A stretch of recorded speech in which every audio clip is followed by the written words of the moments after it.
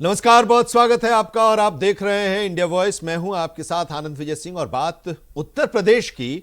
आज डॉक्टर भीमराव अंबेडकर की जयंती है। 136वीं जयंती पर उत्तर प्रदेश की राजनीति पूरी तरह से सक्रिय हो गई है।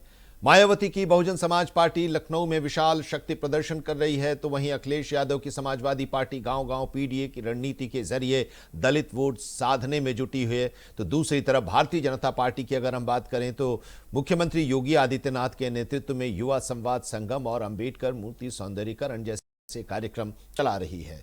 राज्य में करीब 21% दलित वोटर हैं और इस दलित वोट बैंक को देखते हुए सभी पार्टियां डॉक्टर अंबेडकर की विरासत के सहारे 2027 विधानसभा चुनाव साधने की तैयारी में है।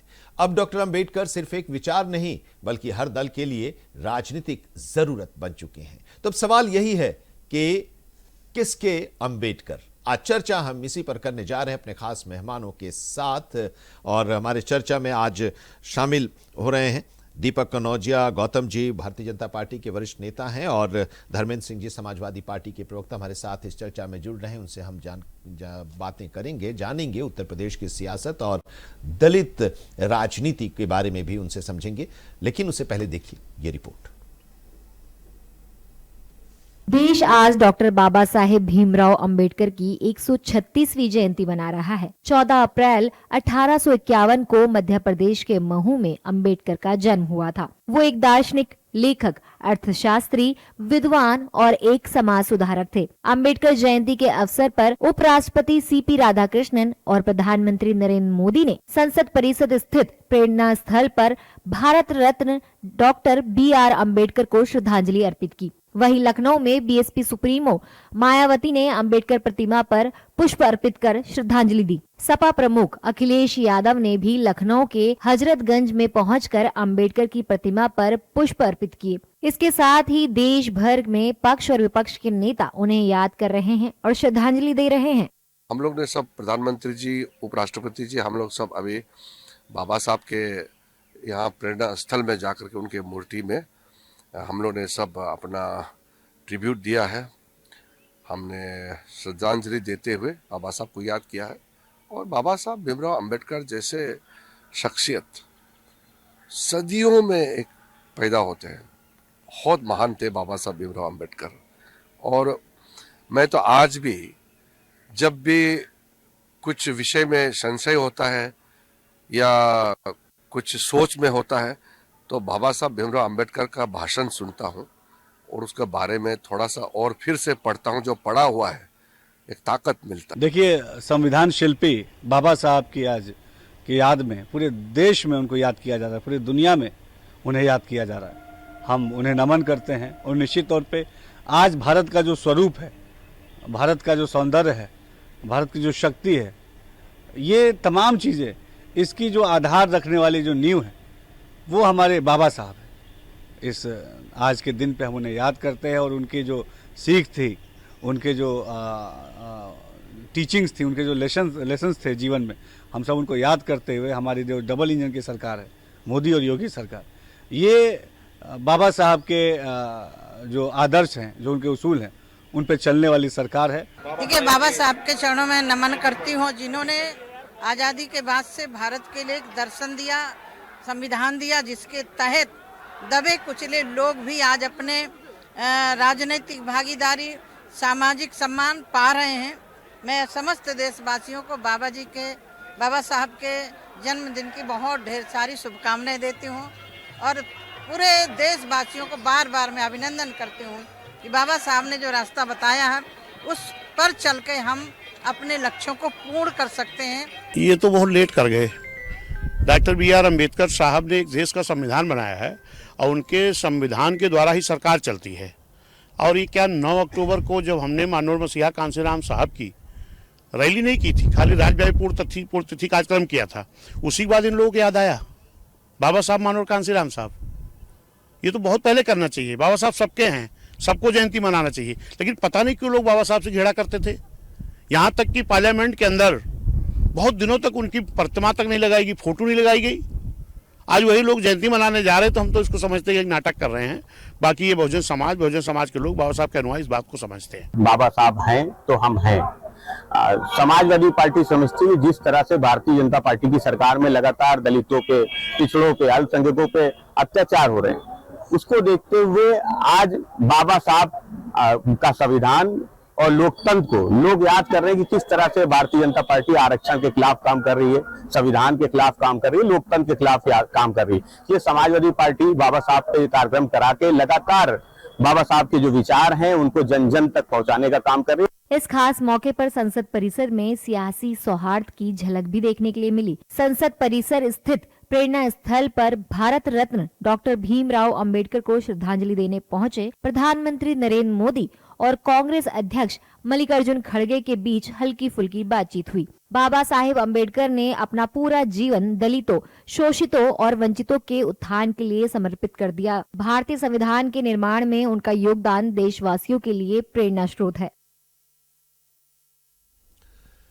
तो आज हम चर्चा इसी पर करने जा रहे हैं। आज डॉक्टर अंबेडकर को पूरा देश याद कर रहा है, नमन कर रहा है, अपनी श्रद्धांजलि अर्पित कर रहा है। एक लंबी लड़ाई लड़ी थी और उस लंबी लड़ाई के बाद उस दौर में उन्हें कई परेशानियों का भी सामना करना पड़ा था। सामाजिक भेदभाव का दौर था, वो छुआछूत का भेदभाव था और उसके बाद उससे लड़ते हुए अपनी पढ़ाई उन्होंने पूरी की और एक बड़े बैरिस्टर बनकर सामने आए थे। फिर भारतीय स्वतंत्रता संग्राम में भी उनका अपना योगदान रहा। भारत की आज़ादी के बाद जब लोकतंत्र की स्थापना हुई और चुनावी राजनीति, संसदीय परंपरा शुरू हुई, उसमें भी उनका बड़ा योगदान था। भारत सरकार में वो मंत्री भी थे और इसके साथ ही जब भारत का संविधान बनाने की बात हुई तो ड्राफ्टिंग कमेटी के चेयरमैन उनको बनाया गया और संविधान निर्माता के तौर पर आज हम उन्हें याद करते हैं, अपनी श्रद्धांजलि अर्पित करते हैं आज इस खास दिन पर। लेकिन सवाल यह है कि जब भी अब अंबेडकर जी की बात होती है तो अंबेडकर जी को वोट के चश्मे से देखा जाने लगा है,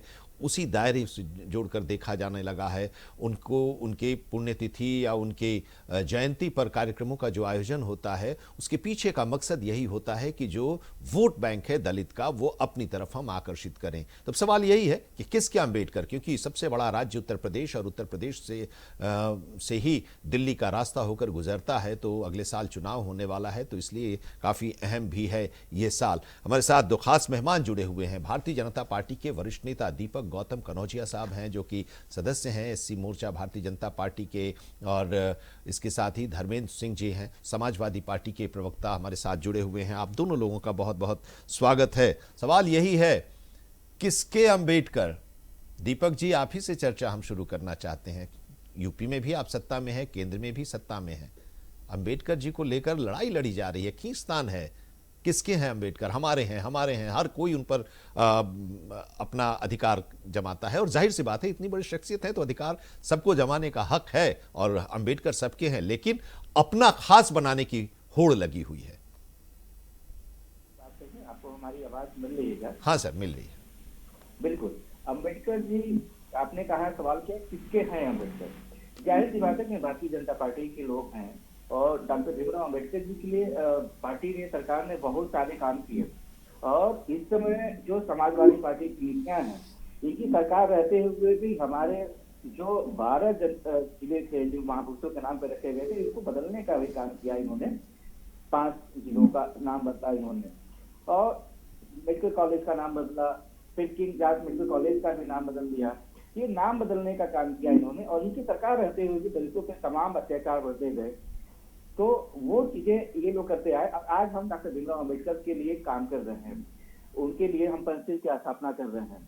तो लगातार हम दलितों के लिए जोड़ रहे हैं, दलितों को काम कर रहे हैं और ये लोग पीडीए का नारा देते हैं, क्योंकि ये पीडीए नहीं।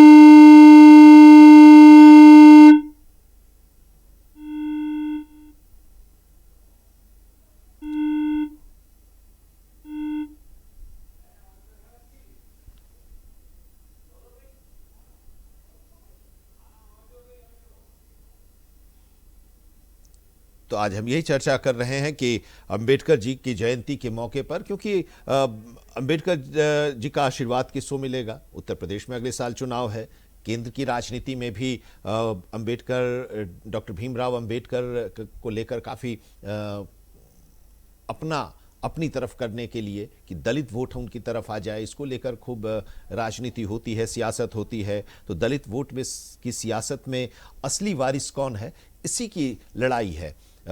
मायावती और कांशीराम ने जब बहुजन समाज पार्टी की नींव रखी उत्तर प्रदेश में, तो उत्तर प्रदेश से निकल के वो कई दूसरे राज्यों में भी वो गए और वहाँ पर भी उनका आधार वोट रहा और दलित वोट के साथ साथ वो एक समीकरण बनाते रहे। तो समीकरण वो बनाती रही और उसका फायदा भी उन्हें मिलता रहा और उत्तर प्रदेश में वो मुख्यमंत्री भी बनी। अब सवाल ये है कि 2027 को लेकर हम लोग चर्चा कर रहे हैं। धर्मेंद्र सिंह जी, प्रवक्ता समाजवादी पार्टी के, हमारे साथ जुड़े हुए हैं। धर्मेंद्र जी, बहुत स्वागत है आपका। भारतीय जनता पार्टी का अपना तर्क है। भारतीय जनता पार्टी कहती है कि हम केंद्र में 2014 में सत्ता में आए और उसके बाद हमने अंबेडकर जी को लेकर और उनको काफ़ी हमने स्थान दिया, पंच तीर्थ का विकास किया, अंबेडकर सर्किट बनाया, महू में अंबेडकर जी की जन्मभूमि है, वहाँ लंदन स्थित जहाँ अंबेडकर जी ने पढ़ाई की थी, अंबेडकर हाउस बनाया, दीक्षा भूमि, परिनिर्वाण स्थल और चैत्य भूमि। इसकी बात करते हैं, वो चर्चा इसकी दलील देते हैं कि अंबेडकर जी के सबसे प्रिय हम ही हैं और असली वारिस अपने को बता रहे हैं। अभी तो दीपक जी भी तो बता रहे थे। नमस्कार। देखिए, एक तो सबसे पहले बाबा साहब भीमराव अंबेडकर जी की जयंती पर हम पूरे देशवासियों को आपके माध्यम से शुभकामनाएं देना चाहते हैं और उनको सच्ची श्रद्धांजलि अर्पित करते हैं। देखिए, डॉक्टर साहब का क्या मानना था। डॉक्टर भीमराव जी सिर्फ संविधान बनाना चाहते थे, ऐसा नहीं था, बल्कि समाज में वास्तविक सामाजिक और आर्थिक जो असमानता थी उसको हटा करके समानता का राज स्थापित करना चाहते थे। आज भी दलित हो, पिछड़े हो, वंचित वर्गीय के लोग हो, रोजगार देख लीजिए, न्याय में देख लीजिए, या तमाम और अवसरों पर उनको बराबरी नहीं मिल पा रही है। असली लड़ाई तो उनको है कि सामाजिक न्याय की जब वो बात करते थे तो अवसरों की बराबरी की बात करते थे। वो सिर्फ प्रतीकात्मक सम्मान, छतरी बना देना या कोई उनका यादगार स्थल बना देना हम स्वागत करते हैं, वो एक पार्ट हो सकता है, लेकिन मूल उद्देश्य है कि उनके विचारों को आगे बढ़ाते हुए समाज से गैर बराबरी कैसे दूर की जाए, उस पर सरकार क्या कर रही है। सवाल ये है कि आप कह रहे हैं कि आप बहुत बड़े अम्बेडकर जी कर रहे हैं। अम्बेडकर जी महापुरुष है देश के, भारत रत्न है, हर व्यक्ति को मनाना चाहिए, पूरे देशवासी को। एक राज पार्टी लाइन, एक राज विचारधारा, एक राज जाति धर्म, लेकिन आपको देखना है एक विचार बनाम प्रतीक की राजनीति। आप उनके विचार पर करते क्या हो, इम्प्लीमेंट क्या सामाजिक न्याय और समानता के विचार जमीन पर लागू हो गए? ये आप कुछ काम किया, सिर्फ तस्वीरों तक सीमित है। धर्मेंद्र जी, ये आप संविधान की आत्मा पर सवाल उठाने वाले, अम्बेडकर जी ने कॉन्स्टिट्यूशन ऑफ इंडिया दिया, बराबरी का अधिकार दिया, और भारतीय जनता पार्टी के नेता 400 पार इसीलिए मांग रहे थे कि संविधान बदल सके। दलित सुरक्षा सम्मान की बात जहां तक आती है, अगर बाबा साहब को मान रहे होते तो क्या देश के अंदर और उत्तर प्रदेश के अंदर दलित उत्पीड़न के मुकदमे बड़ी संख्या में, उत्तर प्रदेश तो बहुत ऊपर है, पूरे देश में बढ़े कि नहीं बढ़ी, दलितों पर घटनाएं बढ़ी कि नहीं बढ़ी, घोड़ी चढ़ने पर उनके साथ अभी भी अन्याय अत्याचार किया जा रहा है, नहीं किया जा रहा है। तो उस सवाल ये आरक्षण पर आपकी अस्पष्टता कहाँ है? आपके नेता कहते हैं और आदरणीय मोहन भागवत जी जो आपके मदर संगठन के हेड है, वो कहते हैं कि आरक्षण पर समीक्षा की जरूरत है। अभी क्या आप मानते हैं बराबरी आ गई है? आर्थिक और शैक्षिक समानता के विषय में आपने कुछ किया हो तो बताइए। सामाजिक न्याय जब तक आर्थिक और शैक्षिक बराबरी नहीं होगी, जब तक उनको बराबर का अवसर नहीं मिलेगा, तब तक आप कैसे तो ये ठीक है आपकी बात मैं उसको आगे बढ़ाऊंगा, अभी दीपक जी के पास जाऊंगा। लेकिन ये बताइए कि ये सब कुछ 2014 के बाद से हुआ या 2014 के पहले भी था?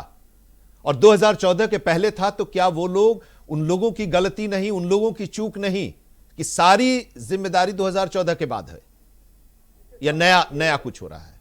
नहीं, सवाल ये है, हम तो कह रहे बरसों की गैर बराबरी है, सदियों की गैर बराबरी है, लेकिन आज हम जिस समाज में जी रहे हैं, तो ये भी तो है ना, आज एक सवाल ठीक है, आप बहुत प्रखरता के साथ अपनी बात रखते हैं धर्मेंद्र जी। इसीलिए अब देखिए कि सबसे बड़ी चीज तो ये होती है ना कि महापुरुषों के नाम पर हम कोई स्टेडियम बना दें, कोई शहर बना दें, कोई ट्रेन चला दें, कोई एक मूर्ति लगा दें, हम यहीं तक सीमित रह जाते हैं। लेकिन असल तो ये है कि महापुरुषों की जो उनका जो संदेश है वो हम लोगों तक पहुंचाएं, उसके लिए हम कुछ काम करें। तो अगर उस दायरे में देखा जाए तो क्या जो ये पंच तीर्थ है उसको उसमें शामिल नहीं किया जा सकता, उसमें उसको जोड़ा नहीं जा सकता कि उनके विचारों के लिए ये एक बहुत बड़ा एक रास्ता होगा वहां तक लोगों को, ताकि उनके बारे में जानकारी मिले, समझे, जाने डॉक्टर भीमराव अंबेडकर कौन थे, क्या उन्होंने संघर्ष किया, किस संघर्ष के साथ वो वहां तक पहुंचे और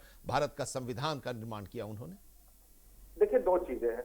एक तो आवाज इको हो रही, थोड़ा अगर ठीक कर सके। ठीक है, जरा इको हो रही है धर्मेंद्र जी की आवाज, उसको ठीक कीजिए। हाँ जी जी। दूसरी चीज मैं ये कहना चाहता, देखिए पंच तीर्थ का स्वागत है। किसी भी ऐसी चीजों को जो उन महापुरुष को पढ़ने में हमको सरलता प्रदान करे, उनको जानने में, उनके व्यक्तित्व को जीवन में वो सतत प्रक्रिया होनी चाहिए। सवाल ये है कि आज हम आजादी के इतने सालों बाद जब डॉक्टर भीमराव अंबेडकर जी पर बात कर रहे हैं, इसमें कोई दो राय नहीं, निस्संदेह पूरे देश को आगे ले जाने वाले, सबको बराबरी का हक देने वाले बाबा साहब भीमराव अंबेडकर, संविधान शिल्पी, भारत रत्न, उनके विचारों को सीख करके हम कर क्या रहे हैं? महत्वपूर्ण सवाल तो है। सरकारों को जिस उन्होंने सामाजिक न्याय की बात की, जिस गैर बराबरी को दूर करने की बात की, जिस जातीय आधार पर, दंभ के आधार पर समाज में असमानता है दूर करने का, उनको अवसरों से वंचित किया जाता है, उस दिशा में उसको दूर करने के लिए सरकार बताइए दीपक जी आप बताइए, सिर्फ वोट बैंक के आधार पर ही वो दलित को आप लोग देख रहे हैं, उसको साधने के लिए सब कुछ आप कर रहे हैं, या वाकई उनके संदेश को उन लोगों तक पहुंचाने की कोशिश है? पार्टी करती है, ठीक है। भारतीय जनता पार्टी जब बात डॉक्टर भीमराव अंबेडकर की आती है या समाज की आती है तो हम लोग चरितार्थ करते हैं, उसको इम्प्लीमेंट करते हैं और काम करके दिखाते हैं। देखिए, जब ये लोग मेडिकल कॉलेज से लेके और जिले के नाम बदल रहे थे, जब ये सत्ता में थे, उस समय इनके समय पे दलितों के अत्याचार एकदम चरम पे थे। अब हम जब इनके बाद सत्ता में आए हैं तो हम विकास किए हैं, दलितों पे अत्याचार नहीं किए। इन्होंने एक बात कहा, घोड़ी पे चढ़ने पे विवाद होता है। इनके सरकार के समय में घोड़ी पे चढ़ने पे बवाल होते थे, विवाद होते थे, घटनाएं होती थी। जब हम आए तो हम जो है भारतीय जनता पार्टी की सरकार ने पंच तीर्थ बना के बाबा साहब को सम्मान दिया, और इन्हीं की सरकारों में हम अपमानित दलित वर्ग का जो है अपमान होता रहा है, लगातार होता रहा। और आज भी ये जो है पीडीए के नाम पे कहीं ना कहीं दलित को गुमराह करना चाहते हैं। और अखिलेश जी का जो दोहरा चरित्र है कि दलित पिछड़ा अगड़ा का जो है, उसमें दलित का शब्द इनके रिज्यूम में कभी रहा ही नहीं है। ये लगातार दलितों को अपमान किया।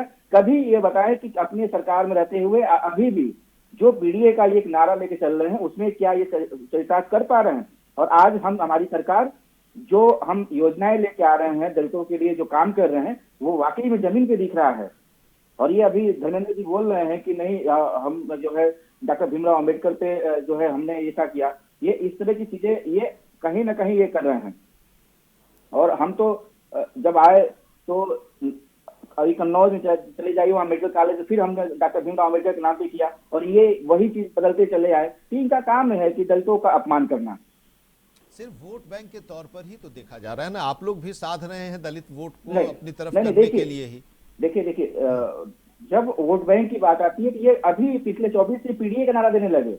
ये एक रूमर फैलाया कि भारतीय जनता पार्टी सरकार में आएगी और 403 में हम सत्ता पे आते हैं तो हम जो है संविधान बदल देंगे। ऐसा तो नहीं है, ये इनका अपना प्रोपोगेंडा था। ये मार्केट में गए, ये समाज में गए, जनता के बीच में गए कि नहीं भारतीय जनता पार्टी ऐसा करना चाहती, वो थोड़ा छलावा करके थोड़ा दलित का वोट लेके आ गए तो थोड़ा अपने आप को सुप्रिय समझने लगे। तो 27 में जनता सिखा देगी कि क्या होता है पीडीए। नहीं, मेरा सवाल इसलिए था, धर्मेंद्र जी भी बात कर रहे थे, मेरा सवाल इसलिए भी है कि दलित समाज से कोई जब बड़ा निकलता है, नेता निकलता है, तो वो फिर खुद पर ही सीमित होकर रह जाता है, उस समाज को कुछ नहीं मिल पाता। वो तो बड़े पद पर चला जाता है लेकिन वो समाज फिर वहीं पर वहीं, तभी तो इस तरह की स्थितियां हैं। और उसको पाटने में आप लोग, चाहे वो समाजवादी पार्टी हो, चाहे वो भारतीय जनता पार्टी हो या कोई भी पार्टी हो, उसको पाटने में लगी रहती है।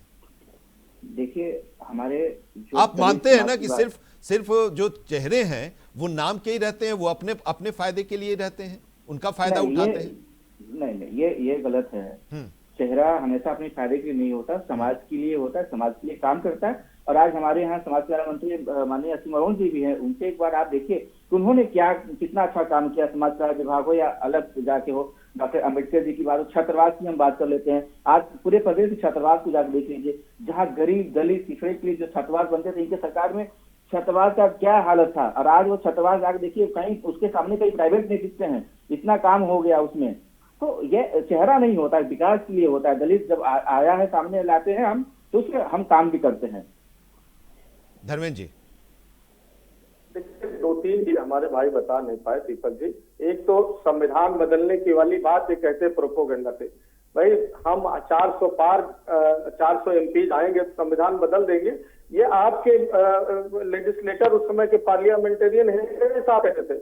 वो ये आपके सांसद अयोध्या के माननीय सांसद नल्लू जी कहते थे। ये आपके नेता आज भी राजस्थान के मुख्यमंत्री है दिया कुमारी जी कहते थे, ये हम नहीं कहते थे। धर्मेंद्र जी क्या आपको आप ही लोग कर लेते। धर्मेंद्र जी अब दूसरी बात में धर्मेंद्र जी एक मिनट फिर अपनी बात पूरी कीजिएगा।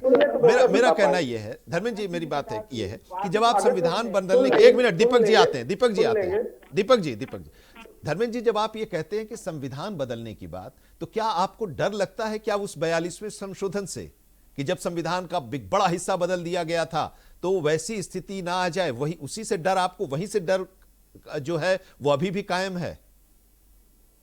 देखिए मैं अभी उस पर आता हूँ, उससे पहले हम कह रहे हैं, देखिए बाबा साहब भीमराव के संविधान, उसका अपमान और उसकी आत्मा के छेड़छाड़ कब होती है? जब तमाम उनके द्वारा तो वो हुआ था ना, वो 42वें संशोधन में उस आत्मा के साथ छेड़छाड़ तो हुई थी ना सर। जब आप सुप्रीम कोर्ट ऑफ इंडिया को आपके खिलाफ टिप्पणी करनी पड़ती है, हाई कोर्ट के ऑर्डर को नहीं मानते हो, आप दलितों की बात करते हो, आपके मात्र संगठन आरएसएस में आप आज देख लीजिएगा दीपक जी जाकर के, कोई बड़ा शीर्ष नेतृत्व तक कोई दलित हुआ आप बताइए? एक भौर में एक वंशी की किताब पढ़ लीजिएगा, I could not be Hindu, वो आरएसएस में गए थे, उन्होंने अपना अनुभव लिखा है, आप पढ़ लेंगे तो आपको दलित और पिछड़े वंचित वर्गों के लिए आपकी पार्टी की जो मूल संगठन है आरएसएस, दोनों की विचारधारा समझ में। लेकिन ये सवाल तो पलटकर आप पर भी तो आएगा धर्मेंद्र जी कि आप की पार्टी में जो दलित हैं उनको तो बड़ा पद नहीं मिलता ना। हम पे आप आरोप लगा रहे हैं, ये तो इनको बताना चाहिए कि इनके यहाँ दलित कितने बड़े लेवल पे हैं, कहाँ पे इन्होंने समायोजित कर रखा है। जहाँ पे देखिएगा ये वाई का फैक्टर ये लीक चल रहे हैं, और आज ये पीडीए का फैक्टर पे जाके बताना चाहते हैं कि हम जो है नहीं दलितों के लिए कैसी है। इन्होंने दलितों के लिए क्या किया ये बता दें। इन्होंने उनका दलितों का अपमान किया, सत्ता में रहते हुए दलितों का अपमान किया। अगर ये दलित के हित में अगर इन्होंने कोई ये काम किया हो तो बता दीजिए। काशीराम का ये जो है अभी पिछले दिनों में काफी उन्हीं काशीराम का नाम पर जिला को बदल दिया। ठीक है, चलिए इस पर आगे भी हम चर्चा करेंगे। आज वक्त इतना ही था। किसके यहाँ अम्बेडकर जी इसको लेकर अपने अपने दावे किए जा रहे हैं, लेकिन जाहिर सी बात है कि दलित वोट की सियासत में कौन है इसका असली वारिस, ये तो 2027 के चुनाव में जब वोट पड़ेंगे और नतीजे आएंगे तो सब साफ पता चल जाएगा। फिलहाल आज की इस चर्चा में इतना ही। बहुत बहुत धन्यवाद धर्मेंद्र जी आपका, दीपक गौतम कनौजिया साहब आपका भी बहुत बहुत धन्यवाद। एक ब्रेक के लिए रुकते हैं, ब्रेक के बाद भी खबरें जारी रहेंगी। जुड़े रहिए इंडिया वॉइस के साथ।